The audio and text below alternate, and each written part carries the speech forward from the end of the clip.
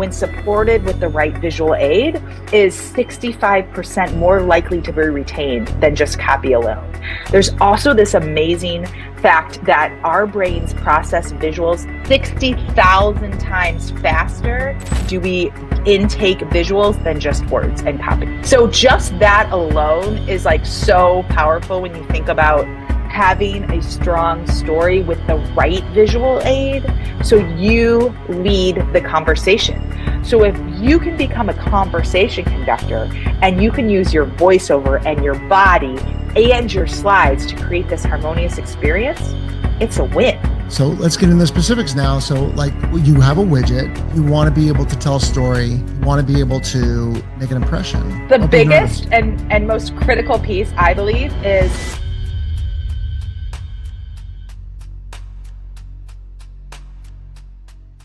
Emily Schnider. We're going to get into branding. We're going to get into some fun-filled activities. We already have good rapport in the pregame.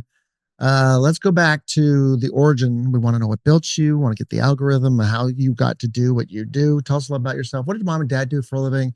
And tell us, you want the whole shebang. Yeah. We're going to go to a feverish pace. And, just like we met in a bar and we're like, I'm a curious bastard and want to know everything about you. Oh, I love it. All right. So I'm from the Midwest. Pretty basic childhood, super lucky parents, had a great marriage, brother, all that good stuff.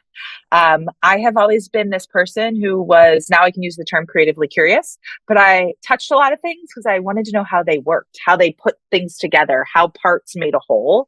And then I also was always very empathetic. And so putting parts together, but then understanding how we all connect was super important to me. Again, it manifested as a child as touching things. And my mom and I, like one of my childhood memories is always like running errands with her on Saturdays and her being like, don't touch anything. I don't want to buy what you break. So those kind of things, because I just would wonder and look and see things. And she obviously started learning. I've learned with my children, like what stores they can't go into with you because of these situations. So, but now it's manifested into this beautiful creative career because I am a creative, like I said, creatively curious, empathetic person who loves to understand how we relate, how we connect, and how we can make just like joy and confidence and the things that make us shine brighter, because the world needs that. And when we can show up as our best selves, right? You can do your work. You can help people more. You just are a better human. And I just believe there's so much importance in doing that. So it started with breaking a lot of things, getting curious of how they were. I was always kind of creative. I loved using my hands. I loved making things. I loved the pleasure and the pride when I shared those pieces with my parents. Art was always an outlet. I have always loved the expression, dance, just the ability to showcase who you are by not using words. I could say now, again, as I'm a parent, I'm learning how important that was as a kid. But my first piece that I ever designed and realized there was something there was my Sweet 16 invitation. Again, being a super visual person, I remember the computer, I remember the desk, I remember the paper and it had the dots on the side because you had to feed it in and then you had to rip it off. I remember ripping the paper off on that first draft, but we must have gotten a new computer or some kind of new program. And I was, again, always creatively curious. I was testing things out to figure out how they worked, or I would break them and then figure out how they worked. I decided to do that. I don't know why, but I was like, I'm going to design my Sweet 16 invitation. And I remember sharing it with my parents at first draft and how they were and the way that they lit up and how good I felt that I could bring that to them, like that I was the maker of something that brought joy. And then turns out, a couple weeks later, I had a luncheon with all of my great friends and my family and my aunts, and they were all there and everybody was happy. So like this ability to create something, to include people, to show up and bring joy, was really rooted in such a simple invitation looking back. Questionable font choices, terrible vector images, like all the things. I actually, over the summer found a copy of it, and it was like super fun to see how far I've come. So it's always good to see your growth, right? So that was amazing.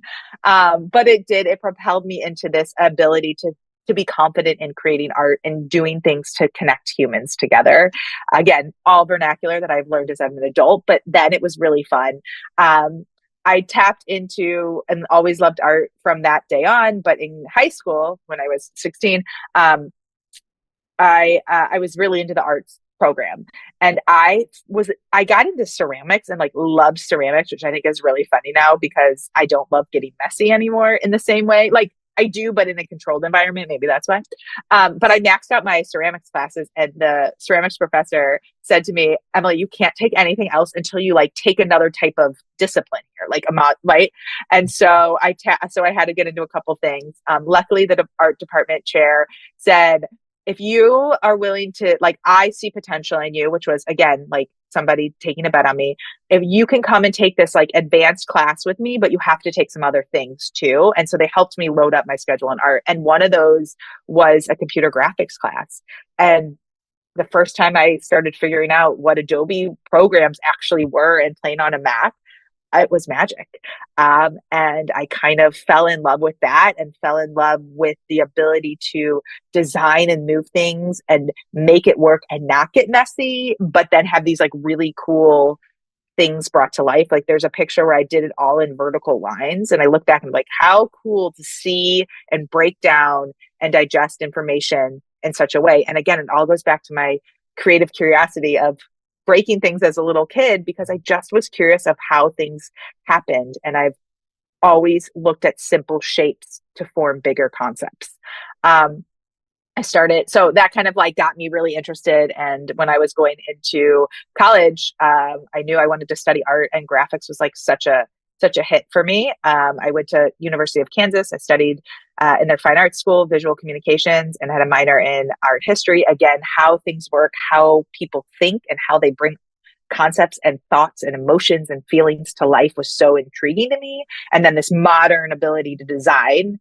I also felt safe that I knew I could make a career out of being a graphic designer versus just being an artist of some sort. But I will say, like, recently, my mom told me that she was really scared. She was a teacher. My dad was in insurance. Everybody else was in typical, business, teacher, finance, lawyers, those kind of jobs. And so to have an artist kind of, and but she never showed that to my face. Growing up, she always supported me, which was really cool. But now she's like, yeah, I had no idea what was going to happen, but you were really passionate about it, and I knew something was there. Um, so long-winded, so I'll try and make it brief. Got into agency world, loved it, loved the culture, loved the hustle, loved the way that people work together and the energy. But what I was really yearning for was having better connection with the end user. As in working in marketing, you have so much input and passion and just thoughts that go into what your campaign looks like and what this single piece that somebody consumes is, but you only know what your client responds to it. You never actually know what happens at shelf. I worked in shop marketing, or how they felt when they were making that choice and why they made that choice. But I loved selling it to my clients. And I realized that there was something really magical about this PowerPoint tool that we use to put our work into, to sell our clients, to get them all grounded, to explain our process. As a lifelong learner too, I loved raising my hand and being like, can I help? So I could sit in the room with leaders and my bosses and see how they talked about it. And it kind of just kept spiraling. And I had a friend who referred me to a client, and that started my freelance career. And that was almost 10 years ago. I've been on my own for 5, but in last year, I niched myself as just a PowerPoint designer because the power of owning my sweet spot, again, the ability to use a tool to help people tell their stories better, to connect, to relate, to create their brand persona, to create that trust, credibility, it's magical. And so I get to do what lights me up, and then it helps somebody else shine brighter too. So win-win. So long-winded. So sorry. There's No, so much this is good. there. This is good because this tells us why you do how you got to where you're at. And also it's important because now we're going to start getting into skill set. We want to know, all the little nuances of how we can promote a brand. I just launched another brand a couple months ago. So we'll use me as a guinea pig, but Love it. we want to get into that. So yeah, there's a lot of psychology in branding. By the way, the Yes. agency you joined, was that in Chicago? Yes. So Yeah. I've always been, yeah. So I worked in film production for a long time, and commercials for a long time, and all the agencies were in Chicago, like a lot of the big ones, and so you were in the sweet spot of that. What you're talking about, worked in agencies that did campaigns for commercials too, right? Yes, I actually I don't think the term is still used, but I was below the line, so I was shopper and point of sale. So I worked on CPG brands. I worked in like QSR, so McDonald's, Coca-Cola, P&G, Colgate, um, Yeah. Miller Coors. I worked in spirits and beverages for a while. So, but yes, we worked with the agencies that did the commercials, or we laddered together for the bigger campaigns. But mine was all more print based. Okay. So let's get into the skill set of how to, because that's, a lot of people listening are going to be like, I own a business. I'm an influencer. It doesn't matter what it is, whether you sell a widget, or in this case, we'll probably talk about a widget based thing, but, or you're just branding yourself. Let's get into some psychology of what are the key bullet points when you think of, hey, look, you're going to do X, Y, and Z. If you're starting your brand and you want to sell a widget, what are some of the, let's go broad and then we'll go in linear, so more specific. What would you say are I, some of the, I love this because I geek out about the neuroscience of how we yeah, digest information and yeah, how people like, and how they remember it. So I obviously I've done a lot of branding, but really my sweet spot is now in the presentation field, like specifically. So as a business owner, as you're trying to sell, you usually have a story. And that story, when supported with the right visual aid, is 65% more likely to be retained than just copy alone. There's also this amazing fact that our brains process visuals 60 so 65% more likely to retain information, 60,000 times faster do we intake visuals than just words and copy. So just that alone is like so powerful when you think about having a strong story with the right visual aid. So you lead the conversation. Um, and that's what how I help my clients. They have these great stories. They have their pitch deck, their investment needs, or even their updates on their product pipeline and how it's going. But if they over communicate, if they don't highlight the right information, their audience isn't going to pay attention and they can't retain it and they can't make that impact and they can't capture them to move them along in the right way. I like to use this analogy, or maybe you have a better one because you have so much good branding experience too. But I like to help my clients become conversation conductors. So think about what a conductor does in an orchestra, right? He stands up on stage. His back is actually to the audience, but with his hands and with his movement and with their cues, they create this beautiful, harmonious experience. How loud, how soft, when different sections and instruments play, and together there's this amazing right takeaway so if you can become a conversation conductor and you can use your voiceover and your body and your slides to create this harmonious experience, it's a win. Your audience is engaged, they're captured, and now you're creating a really impactful moment for to like launch, then your opportunities are kind of like so empowered. And when you design properly, you can be more concise, you can be more confident. Your brand has essence, people get it, they trust you because you've taken the time to craft the story in the right way. so let's get into the specifics now. So like, well, you have a widget, you want to be able to tell a story, you want to be able to make an impression. Mm-hmm. Let's get a little more specific now. How, Yeah. okay, let's start with Bulletor. Bulletor is a backpack that attaches to a tarp that opens up to a hammock that also has a gear organizer. It does like so many different things. How would I promote that product? Because believe me, I'm all ears. I don't I have any. So the Don't be nervous. biggest and most critical piece, I believe, is um, knowing your audience, where they are, and what they're doing when they're going to consume this. And and when you talk about promotion too, right? Again, I'm not as versed in the marketing, but you got to know where, like, what their behaviors are and what they're seeking.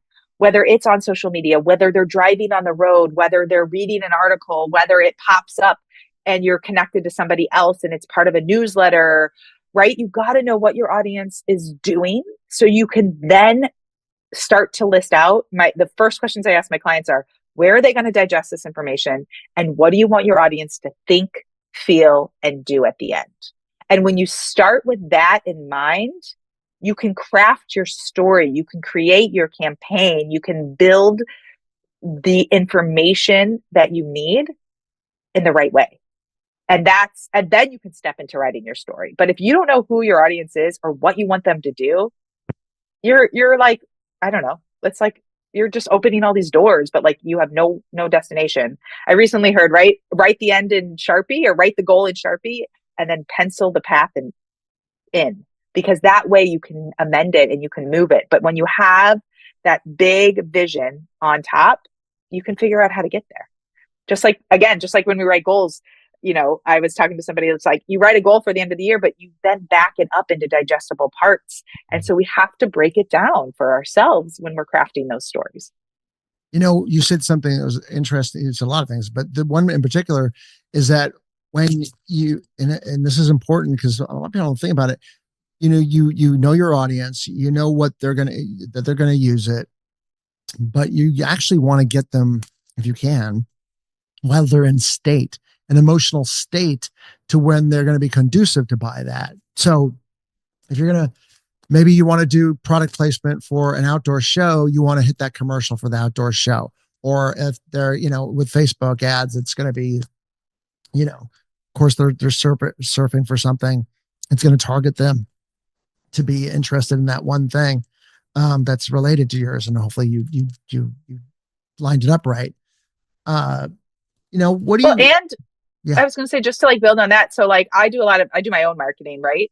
yeah. So like I know also what platforms or where to be and how to talk to people based on who my audience is. So even when you break it down, when you're talking about somebody going to a camping show and that commercial, or when you're on social media, each social media platform, people go to it for different types of needs. They're not interdispersed, even though they're very similar.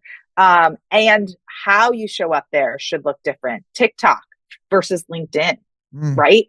The audience is going online or going there for a purpose, whether it's doom scrolling or not, but the way they digest information in each of those platforms and the way you engage, like they personally engage, you should craft what you're doing on there specifically to that. Let's talk about case studies. Let's talk Okay. about some real winning campaigns and what were the dynamics of those winning campaigns. Oh, interesting. Okay.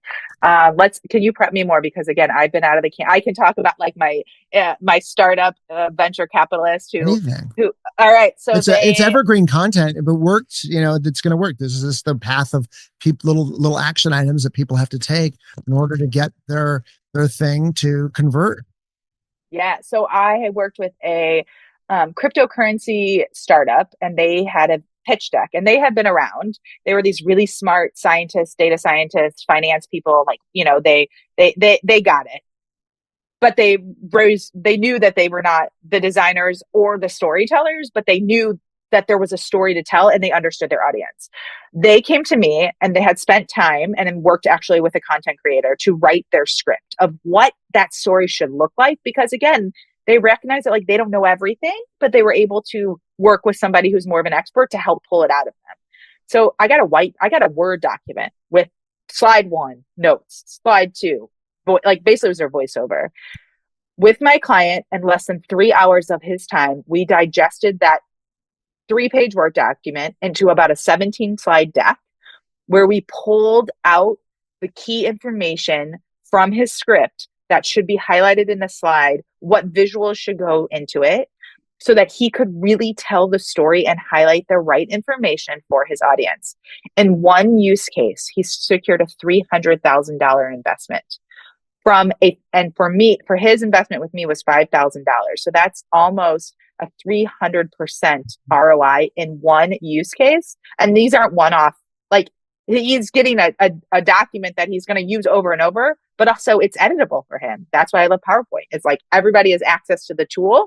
So as he uses it, or as he refines it, or if he needs to niche himself or tell the story, or data changes, he can go in and he can update all this information. So it's super relevant, and he doesn't. So that, again, that $5,000 initial investment turned was a 300% ROI in one day. Like I literally gave it to him on the Wednesday, and Thursday is like, I just secured this. This is crazy. It was awesome. So when you're in that 3 hour meeting, what are some of the things that you need to ask in order to hit pay dirt on, the concepts? Yeah. Okay. So it wasn't 3 hours. It was 3 hours total. So I work in working sessions. So I on board for like 45 minutes or an hour. And then we have a couple check-ins where Okay. I share, because part of the visual process or part of that development is seeing stuff come to life and then letting the person who you're working with go back and do their magic and then come forward and share it. Right. The whole point is I'm not an expert in I wasn't an expert in their business, but they weren't experts in PowerPoint design. But together we could really kind of create that synergy. Yeah. So again, it was asking audience how this is going to be used. Is it going to be sent ahead? Is it going to be left behind? How do you feel presenting? How do you want this information to come to life? What aesthetically do you want your brand to start to showcase or look like? And then tapping into really understanding some of the data or the purpose behind the data and why they were including certain charts so that I could design them and lay them out properly. That was the first meeting. The second meeting was looking at those first initial layouts and how things move around. Do you like when I use color blocking this way or this way? Do you like when the charts are highlighted and more major, or do you want them kind of sectioned off? How does imagery come to life? Are these the right type of images when we're talking about this industry? And so you start to create this emotional feel and perception. And so it's really just getting to know them. And that's why I do a lot of everything I do is like on video or on like Zooms, because I want to see their face. I want to understand how they digest information. I'm a visual processor and a creative, obviously. And so like don't send me an email, because the way I interpret it is probably going to be very different than what you initiated that to be. And so when we can talk about it, we can align so much quicker and we save time and energy, and like that's the win. Work smarter, not harder. I know this is going to be like kind of somewhat, a different form of question, but same. What are the 5 different ways, or close thereof, of how to create a raving fan? What are the levers that you always need to be cognitive of creating a raving fan? Oh, that's how do you create? I think it's knowing who they are and knowing and being Mhm. passionate and being confident in what you're saying. I also believe so. Like I'm all about the process to get to that meeting. So I think it's about prepping yourself, preparing, taking time to know your materials and to be so that you show up and you're not. Again, I think there's sometimes we think over communicating shows how knowledgeable we are, but actually I think it causes more confusion.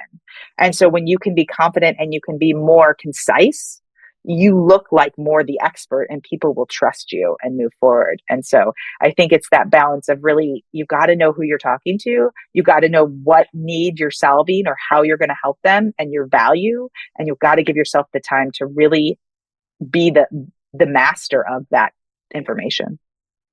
Good stuff. Where are you at today in your career? What's happening with you topically? What's going on? So I've niched myself to be a PowerPoint presentation designer. I use the term visual storyteller because I love helping, again, that emotional kind of creative curiosity can really come to life in there. I'm working with, actually, I just was going through, I have like 3 new clients this month, which is so exciting. So, and it's from education to venture capital to a company who does fencing and gates for corporate and homes and like private like housing, their lunch and learn. So it's been super fun to help other people and tell their stories. I spend a lot of time working again in industries like finance, pharma, tech, information technology or analytics and stuff. And I work with a lot of C-suites and business leaders because they're usually the ones who have the higher profile staked stories, and they're very good at saying this isn't my expertise and my time can be better utilized somewhere else, and they're really good at raising their hand and asking for help. And those are my favorite type of clients is the people who know that they don't know, but they know that they need help. Cause I'm the same way. I know what I don't know and like get help. And like, you don't have to know everything, but you got to know how to find the answers. Right. Long-term play for you, 5, 10, 15 years down the line. Do you plan that far out? What's your long-term play here? oh, I hope I'm still doing this. I actually hope I start training more and educating people on it. So I'd like to not only just do the work, but I'd like to get inside these companies and help them feel more confident so that their teams can be training.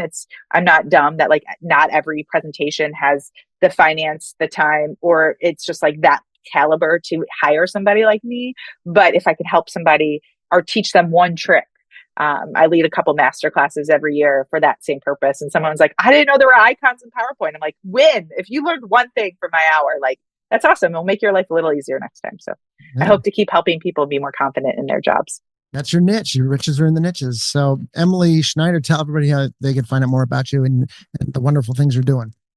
Sure. So you can check out more about me on my website. I also have a free resources tab, so you can grab some of this information and watch my masterclass recording, or actually grab a one pager. So next time you're working on your pitch or your presentation, you kind of had that framework that I was walking through. That is IamEmilySchneider.com. I also am super active. I love networking and connecting on LinkedIn. Thank you so much for sharing. Great stuff. Awesome. Thanks for having me, Michael. Thanks for joining us. Gear up for your next adventure and head over to bolotour.com to check out the amazing Bolo Pack and their other innovative outdoor gear. Catch you next time.